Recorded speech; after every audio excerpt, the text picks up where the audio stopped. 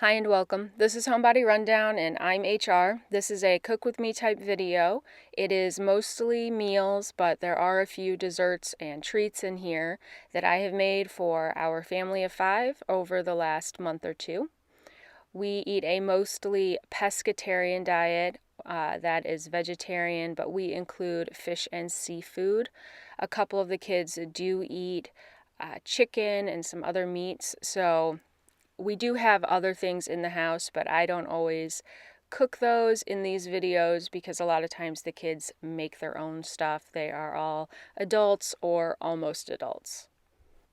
And just to note that we are not really strict about a vegetarian pescatarian diet, so there may be ingredients that I use that are not strictly following those criteria.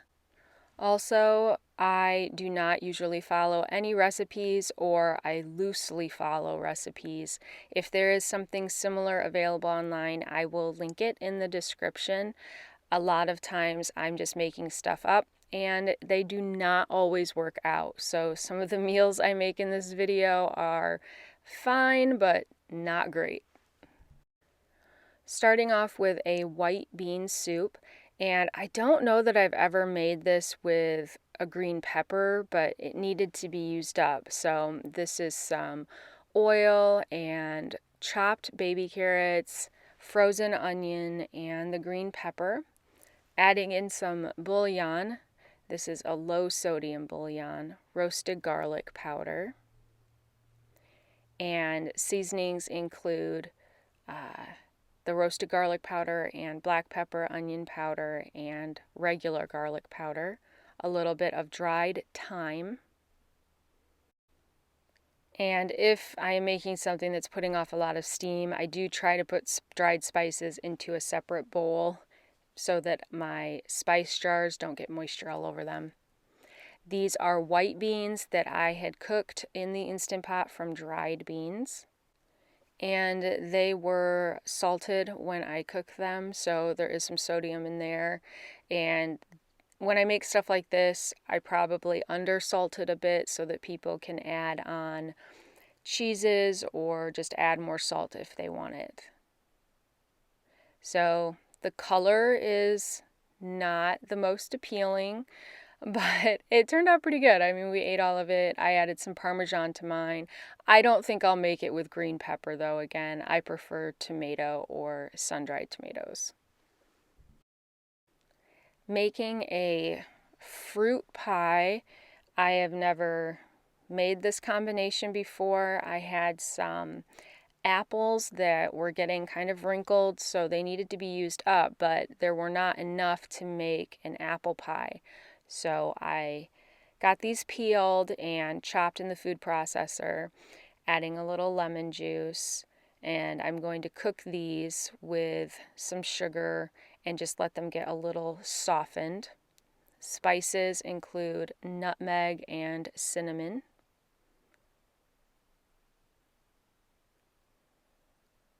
So they don't need to be cooked all the way, but I definitely wanted them to soften up and to release some of that moisture. To get enough filling, I'm adding in frozen fruit. So this is cherries, sweet cherries, and blueberries. Now, and so here's some flour to thicken it, but I made a mistake as far as the sweet cherries go. I buy these at Costco, and there are almost always a few pits in the bag. They're a large bag, but there are definitely a few pits in there. So to make this pie safer to eat, I should have let those cherries defrost and then just checked them to make sure there were no pits before I added it to the filling. But I did add more cinnamon and sugar while I let the fruit warm through. This is for a topping I'm going to put on it. Normally I would make this in the food processor, but I think it was dirty or something on this day, so I'm doing it by hand. This is flour, the same seasonings, cinnamon, a little nutmeg. I'm using avocado oil and butter as a fat and a little bit of salt. Here's what the filling looks like. So the flour helped thicken up the juices. And I just had a pie crust in the freezer that I defrosted. I'm not doing anything much to this, just making it fit into this pie plate. It is a glass Pyrex pie plate, and pinching the edges, adding in the filling, and I really need to figure out a more exact amount of flour to add. You know, sometimes the pies I make, the filling is too thick or it's not thick enough. Sprinkling over that topping mixture, trying to make sure the butter is, evenly dispersed over the top. And just because the fruit is large pieces, I went ahead and just covered the whole thing in foil for about maybe half an hour, and then I uncovered it for the last 20 minutes or so. And I definitely had a cookie sheet under this so that it didn't boil over into the bottom of the oven. So I thought this topping was going to be crunchy. It looked like it would be, but it was still soft. And I think the amount of flour was just right on this one. The crust is a little bit soft on the bottom, probably because I had that foil over the top for as long as I did. But this was really good. I was surprised. I wasn't sure how the apple berry thing would work out, but it was really good and had a little whipped cream to add to mine. Making a black bean soup on this day, I had a couple green peppers that needed to be used up, frozen diced white onion. I also had green onions from Trader Joe's that just really needed to be used up, so they're going to get added as well. Also some fresh garlic. These are black beans that I cooked in the Instant Pot, and I kept the cooking liquid in with them. And I like to add a little bit of lime juice to my black bean soup. This is avocado oil going in the pan. The frozen white onion is in there, and I'm adding in spices. That includes cumin, smoked paprika, and chipotle powder. That was a blend of black pepper, onion powder, and garlic powder. Also added a small amount of dried oregano.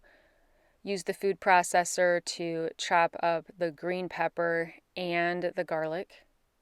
This is bouillon, vegetable bouillon. And adding in all of those black beans for this. A jar of crushed tomatoes. Mixing that together, and I will let this simmer for a while. I did add a little water to the jar just to get the last of the tomatoes out, and I randomly had a couple tomatoes left over that needed to be used. They didn't have a great flavor, so I went ahead and chopped those up and put them in here as well, along with those diced green onions. Gave it a taste, and it did need more seasoning. So I added that in, and also some cilantro at the very end with a little bit of lemon juice. I really don't like the look of the green onions in here, but at least they didn't go to waste. This turned out pretty good. I added crushed tortilla chips and some sour cream, I added Greek yogurt to mine. Some people add sour cream. And we did eat all of this over the next day or two. Making a dressing or condiment to go along with shrimp tacos. There is mayonnaise in here with Greek yogurt, Cholula hot sauce, garlic powder, onion powder, black pepper, and a little salt. Gave it a taste, added in some more seasonings that it needed, and got that mixed ahead. Now I'm chopping up lettuce. I just prefer the lettuce to be in smaller pieces on a taco, and a tomato.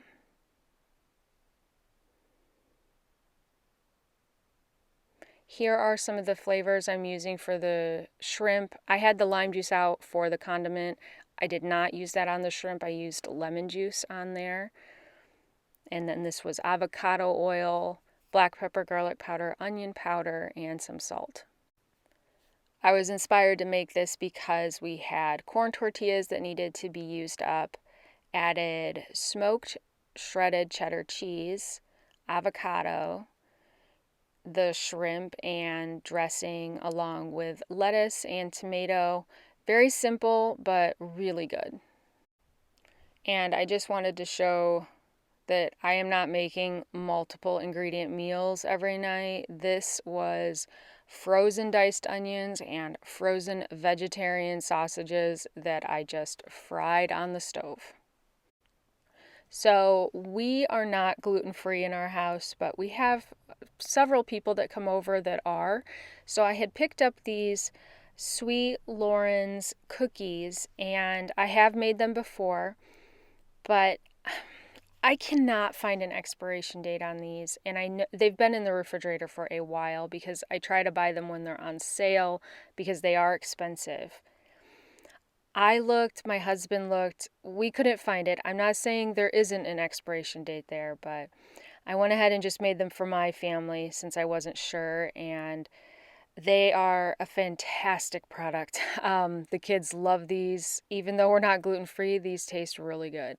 And I will totally buy them again, but I need to be more aware of looking for expiration dates on gluten-free products because sometimes they do sit around in the refrigerator or the pantry for quite a while. For this next meal, I am going to roast potatoes that needed to be used up, and while I'm at it, I'm also roasting some cauliflower florets, and I am making black bean burgers on this night. Now, I do have a really good recipe that I follow. I will link that in the description, but I am not taking the time or finding all the ingredients to make that one, even though it's really good. I am just winging it. I grabbed out spices, breadcrumbs. I had black beans that I cooked from dry in the Instant Pot that have been in the freezer, so I'm defrosted those and I'll use those in the burgers tonight. I am using the food processor to chop things so I don't have to do it by hand. And in here are sun-dried tomatoes, which I don't know that I've ever made a black bean burger with sun-dried tomatoes, but I wanted to see what it was like. And also the red onion, eggs, putting in the black beans. This is some crumbled feta cheese that I had had in the freezer and defrosted, and then roasted garlic, cumin, smoked paprika, and a little chipotle. Also going to add in salt, black pepper, garlic powder, onion powder. And I started to mix this in the food processor, but I realized it was going to turn it all to too much mush. So I don't want those black beans to be completely chopped up. Put this into a large mixing bowl instead and just mixed it by hand, adding in enough breadcrumbs where it seems like it's a good enough texture to hold together. I'm using a mix of panko breadcrumbs and just regular plain breadcrumbs. I do like to use a scoop or a measuring cup when I make these, just so they are more consistent in their size. I am not putting any special breading or anything on the outside of these. They're just going into a cast iron pan with a mix of avocado and olive oil. I'm sprinkling these with salt and frying them up. This did not take terribly long, but I don't turn them up too high. I want to make sure that heat gets all the way through and they are hot through because they do have the raw egg in them. They held together pretty well. I mean, I've definitely made some that hold together better than this, but it was good enough. I had some of this pepper bruschetta topping from Walmart, so I got that out to put on the veggies, and I did end up putting it on the burger as well. It's really good. Also had a little bit of avocado. So these are not as good as the ones I make when I follow a recipe. I definitely prefer black bean burgers to have like a walnut or something in them to give them a little more of a sturdy texture. But these had great flavor. They were just a little softer than any burger I would make to put on a bun. Making a ramen soup or a ramen type soup tonight with just whatever I could find in the refrigerator in the pantry. And this is super, well, it's kind of weird. I had French cut green beans in the refrigerator that I wanted to use up, so I'm going to add them. I've never added a green bean to a ramen, not that I can think of. I had tofu, one orange pepper, and some red onion. I thought I would just fry these up a little bit first to get some more flavor into these green beans. So I put them in the pan with avocado oil, a little toasted sesame oil, and salt, or not salt, soy sauce. This is oyster sauce, some ginger, roasted garlic that I defrosted from the freezer, and some Thai red curry paste, a little more of that toasted sesame oil. And this is how it's looking. I think I should have waited to add the green beans at the end so they would have kept more of their bright green color, because they started to get that more unpleasant canned green bean color.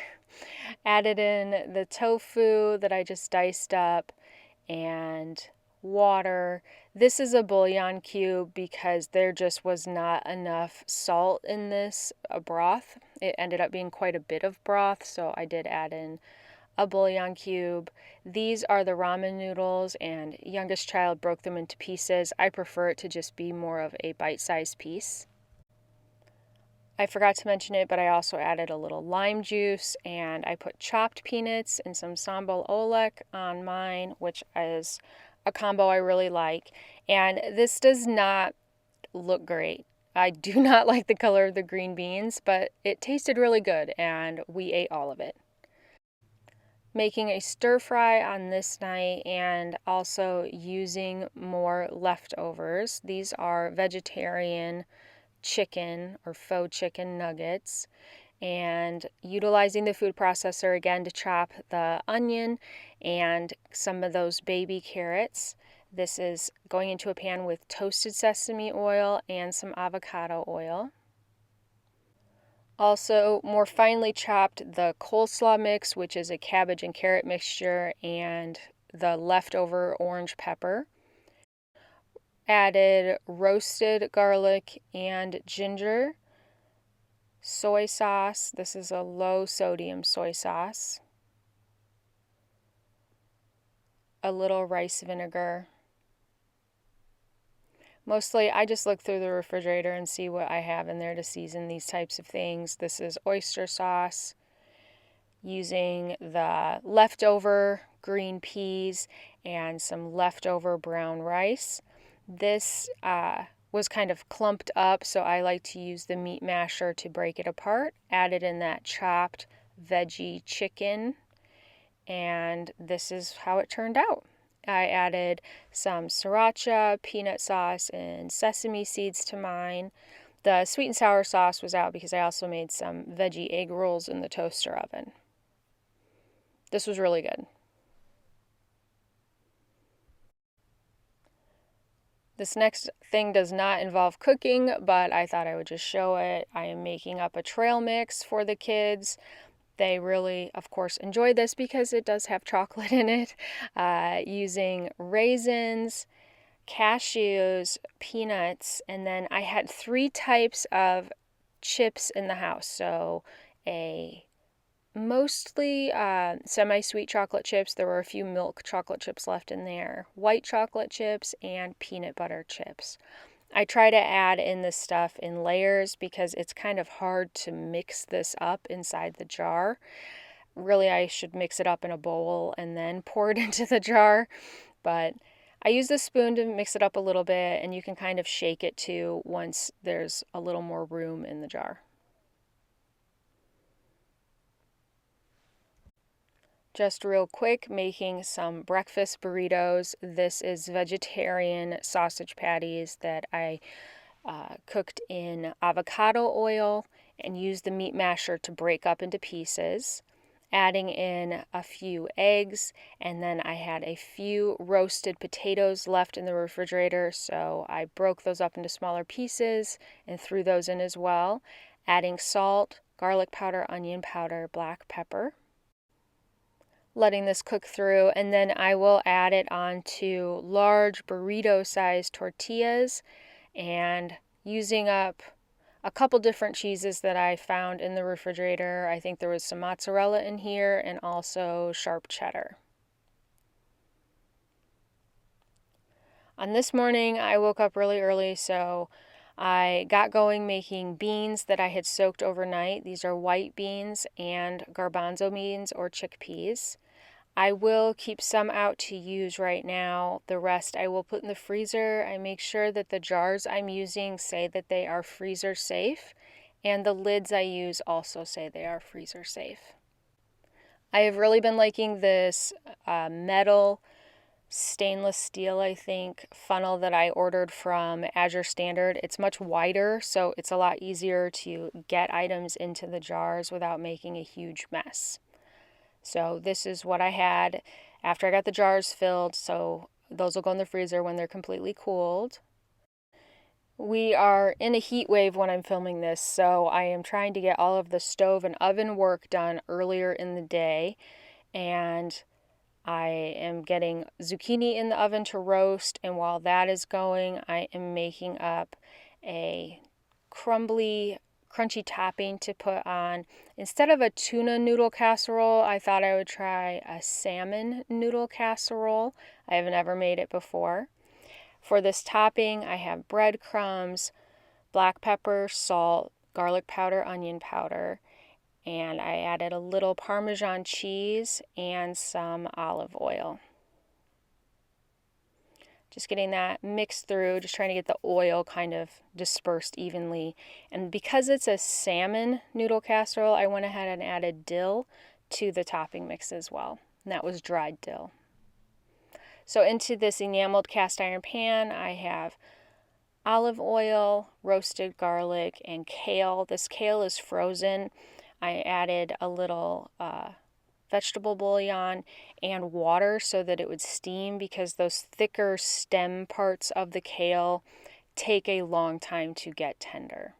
So once those were more tender, I added in flour to help thicken this. I added in a little more oil, and now I'm adding in water slowly, and we'll let that thicken, and then I will also add in milk. It's starting to thicken up, and adding in black pepper, garlic powder, onion powder, quite a bit. I gave it a taste. It needed more seasoning. This is also some more dried dill and 1 can of salmon. When I make salmon patties, I usually make a dressing that includes roasted red pepper, so I decided to add some into this with a little lemon juice. Needed more seasoning. And now I'm adding in the noodles. Now, the noodles did not turn out well. These were some the boys had brought home from college, and I did not pay attention. These are not what I would normally buy, and they were enriched. And as soon as I tasted one, I could tell it tasted like iron. And that's it. Honestly, it was okay in the casserole because there were so many other flavors, you didn't notice it. But, youngest child did not like these because she usually just eats them with butter, and it was much too strong of a flavor. So, lesson learned on that. I sprinkled over the topping, and here I'm just showing you when I do all this cooking all at once in the morning. This is reality. This is what the kitchen looks like. It's there's not a lot of downtime, but I would rather get all of the stove work done earlier in the day when it's cooler, and then I'll work on running the dishwasher later. So this baked in the oven for a little while. I turned the broiler on at the last couple minutes to make it crunchy. Here's the zucchini. That turned out really well. I don't think I'll make this again. It was good. We ate it, but I do prefer just regular tuna noodle casserole over this. More early morning baking. This is the next day. I am making pancakes for everyone this morning. I am making I think my recipe that I use is already a double batch, so I'm doubling that. And to cut down on the cholesterol, I did not add all the egg yolks, so there were more egg whites than egg yolks when I was pouring those in case you noticed that. and adding in some maple syrup to replace some of the sugar, vanilla. I will put a similar recipe down in the description box, but just know it is not exactly what I make.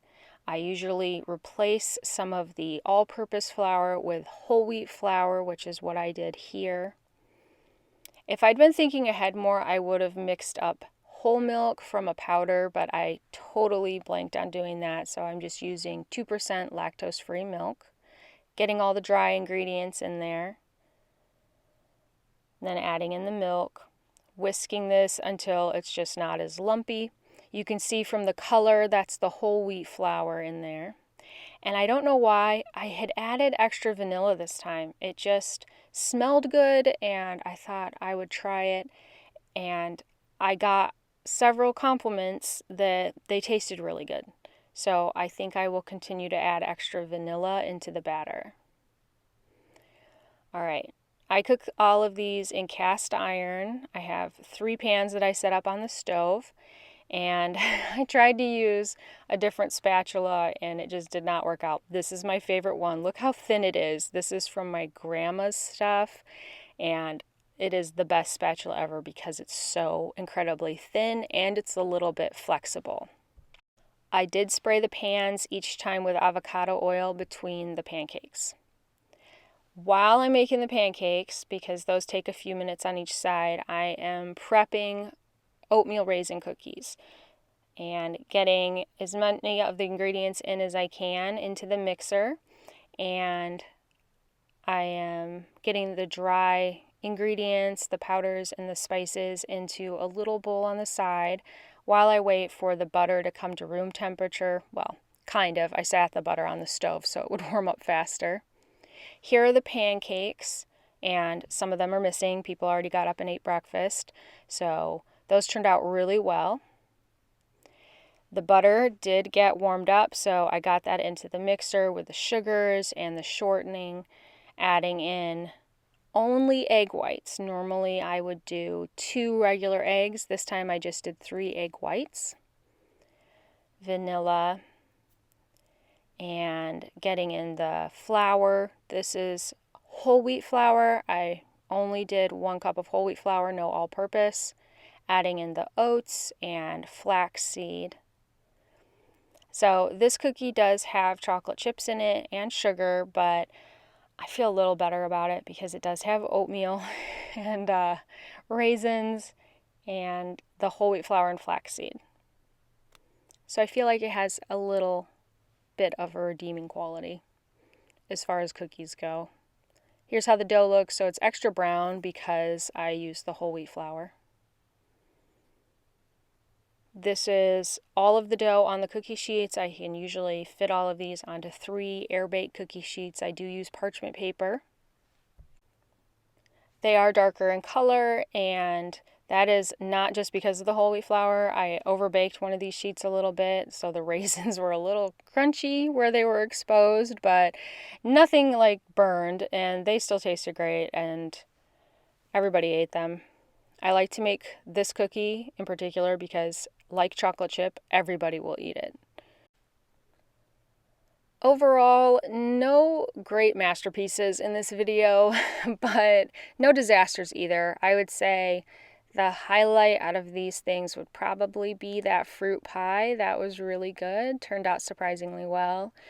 I am just glad I made a few items over the last month or 2 because I'm spending a ton of time outside right now. It is gardening season, and I just don't spend as much time in the kitchen as in the winter. So I hope there were maybe a few ideas in here for you or a little bit of inspiration. Either way, thank you so much for watching, and I hope you have a great day.